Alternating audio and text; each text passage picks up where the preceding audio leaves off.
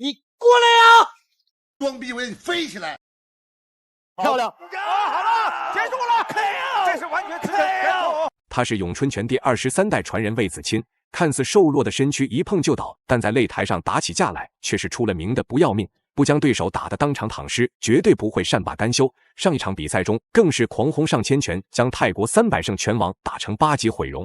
之后在韩国花费3000万整容费才勉强恢复一点人样。此战不仅让魏子钦获得5万美金奖励一战成名，还让咏春拳弘扬海外，被大家熟知。眼看中国武术在国际拳坛抢占到了不少风头，嫉妒心爆棚的日本官方当即派出了他们最引以为傲的搏击天才前来挑战。从小就被秘密培养的松本利亚梦可以说是出道以来就直接进入了职业巅峰。本次受命击败中国选手松本利亚梦更是信心满满，不仅在赛前发誓一定要终结魏子钦的连胜，还要在擂台上用实力证明日本功夫才是世界第一。然而魏子钦面对如此狂妄的日本选手，也是立下了军令状，势必要在外国的擂台上打出真正的中国功夫和中国力量，让更多人看到咏春拳和中国武术的博大精深。话就不多说了，让我们来看一下中国小伙在擂台上的精彩表现。随着裁判一声令下，比赛正式开始。橙色短裤是中国小伙魏子钦，黑色短裤则是日本天才松本利亚梦。常年征战于国际拳坛的日本天才有着十分丰富的客场作战经验，他从小就接受了正规的格斗训练，之后更是奉命远征，为提高日本的搏击地位立下了汗马功劳。本次受到日本官方指派的他根本就没有将眼前的这个中国小将放在眼里，奈何年轻气盛的魏子钦也是凭借恐怖的拳法成为了国际擂台上无敌的存在。更何况他还是咏春拳第23代传人，在战力对拼这一块实力是绝对的不容小觑。要注意及时调整状态，把状态调整好，要给对方机会。松本利亚梦这个比赛上来的话是打得比较积极，不要给对方这种机会。在内围当中，松本利亚梦想去控魏子钦的头，魏子钦是推了一下对方的脸，让对方身体随着脸部去扭转，这样力量没法往正面使，是挺聪明的做法，很有经验。中段少踢。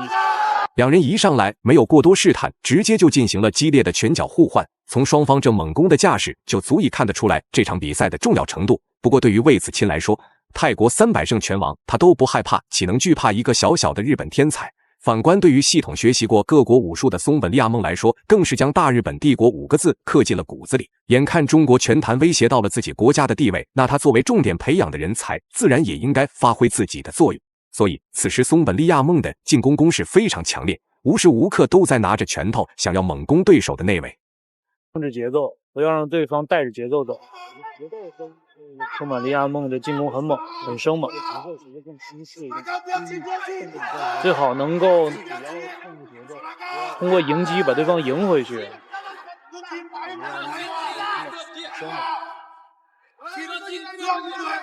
最好能够边角提示魏子钦那边轻易不要做踢腿，不要给对方的拳法给施加机会啊！看日本选手这架势，貌似要将中国小伙给生吞活剐了才肯甘心。双方都作为拼打型选手，从比赛开始到现在，不是在换拳，就是在换拳的路上。而日本这家伙能被称为格斗天才，也并不是空穴来风。此时在擂台上的气势和攻势，几乎可以甩魏子钦10条街。所以不甘心不压制的魏子钦，也加强了自己的进攻攻势和进攻欲望。频繁的拼拳换脚，虽然已经将比赛带入到了白热化阶段，但两人的比分却保持得不相上下。只要有一方拿到优势，那另一方绝对会用更加猛烈的拳头打平比分。跑上来之后跳膝啊，没压的很猛，转头。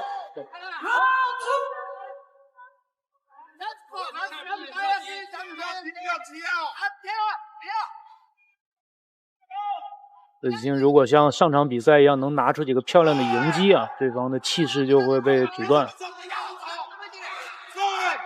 不能让对方一直是顺风战。如果像上场比赛一样，经过一个回合的试探，魏子钦也逐渐进入了比赛状态，拿着精准有力的重拳，直接就猛压日本选手的内围做动作。而日本这家伙也不是什么好捏的软柿子，面对魏子钦的强势进攻，还能在防守的同时打出防守反击。在上场比赛这个时候，泰国100胜拳王佩查猜已经被打得不成人样了。而此时松本利亚梦仗着老祖宗留下的抗揍基因，就敢肆无忌惮地与魏子钦进行拼拳，那痛恨日本人的中国小伙今天绝对会让他吃不了兜着走。仍然是能够跟对方去拼啊，战意还是足的，战意还是足的。对方有点软，给对方拼回去了，不错。魏子钦是遭受到重击之后不退反进啊，这个状态可以。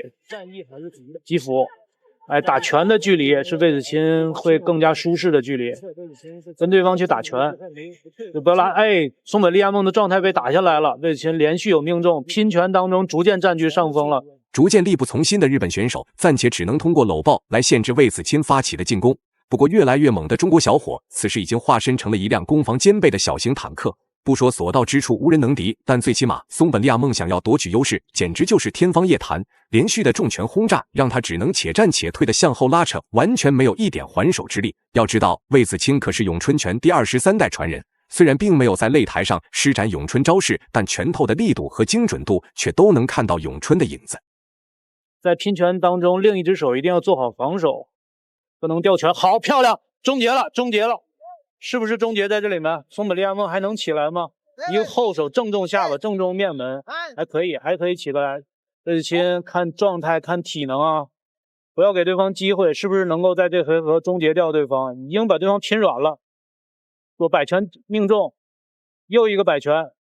哦，被点倒了，这个有失去平衡的意思，这个伤害不大，问题不大。被击倒读秒过一次的日本选手此时表现得非常被动，虽然还能咬牙坚持继续比赛，但却已经沦为了魏子钦训练的人肉沙袋。而无论他施展什么样的动作与招式，都不能阻挡魏子钦猛攻的步伐。随着时间的推移，松本利亚梦的劣势只会越来越明显。赛前还说要向全世界证明日本功夫可以碾压中国功夫，但他这场比赛能活着走下擂台，就已经算在日本天皇在天有灵了。不过日本选手是出了名的抗揍，所以魏子钦想要 KO 赢下胜利恐怕还是比较困难的。抗击打是最主要的因素，一个左摆肘，右摆肘，再一肘，再一肘，现场观众都已经沸腾了，笑了。打吗？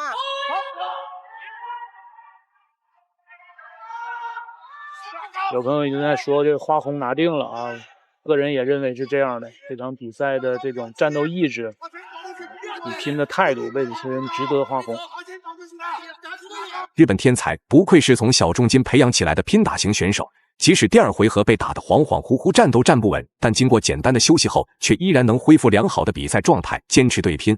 此时就像是服用了某种化学科技一样，发了疯的冲进魏子钦的内围。奈何已经被打惨了的他已经有点怀疑人生了。反观魏子钦则时时刻刻都不肯停下自己手中的拳头，只要让他抓住机会，那绝对会用精准有力的重拳招呼到对手的头上。相信用不了多久，松本利亚梦就会从日本天才沦落到众人唾弃的日本废材。连段扫踢，魏子钦仍然是向前压。现在这双方就是明台，魏子钦就是前压之后打拳击距离，打出效果来之后做内围做肘击。哎，又进入到这个节奏当中，虽然是互有命中都有风险，但是在这个距离上才是魏子钦机会更大的领域。要给他搂抱的机会，在内围当中，如果对方自上而下能够压制住的话，魏子钦也不占便宜。魏子钦在打的每一场比赛中都是拼尽全力的去抢夺优势，更何况这场比赛他的对手还是一个日本人，敢打敢拼的作战风格和被刻在骨子里的爱国情节，让魏子钦根本就停不下猛攻的步伐。而他的拳头不仅不是杂乱无章的，甚至只要发起进攻，那必定是拳拳到肉的精准打击。不过挨到了这么多拳，日本这家伙还能坚持比赛，那抗击打能力也是真的强。被打得血肉模糊的松本利亚梦应该已经预料到自己的结局了。他想要获胜的唯一方式就是能将魏子钦给当场 KO。不过根据场上的局势来看，这种情况是根本不可能发生的。对，小心，哎，进去拳击的距离，把对方在拳击的距离争取跟对方去做换拳或者迎击的机会。松本利亚梦又进入到几近崩溃的状态了，一定要顶住。哎，漂亮，后手塞到，左手摆拳没打好落点。超人拳，不要搂抱，不要搂抱。魏子钦现在的状态，血条要比他更长。不得不说，魏子钦这场比赛打得实在是太精彩了。3个回合全程猛攻，根本就不对手任何喘息的机会和反应的时间。而恐怕回合结束比赛，松本利亚梦也得去韩国出差一段时间。被中国小伙打得如此狼狈，那他日本天才这个名号肯定是坐不住了。此时，魏子钦即使掌握了比赛节奏，拿到大比分优势，也没有放弃暴揍对手。本身他打起架来就不要命，再加上有着血脉加持，那魏子钦早就想将日本狂人给打死在擂台上了。如果不是这家伙比较抗揍，那18层地狱说不定已经有他的容身之处了。是魏子钦是在拳击距离控制住距离之后，跟对方进行换拳，寻找这种换拳的机会，把对方状态拼下来之后，取得了很好的效果。最终，魏子钦成功以绝对的优势拿下了比赛的胜利。以上就是本期视频的全部内容。大家觉得中国小伙魏子钦本场比赛的表现如何？欢迎在评论区留言讨论。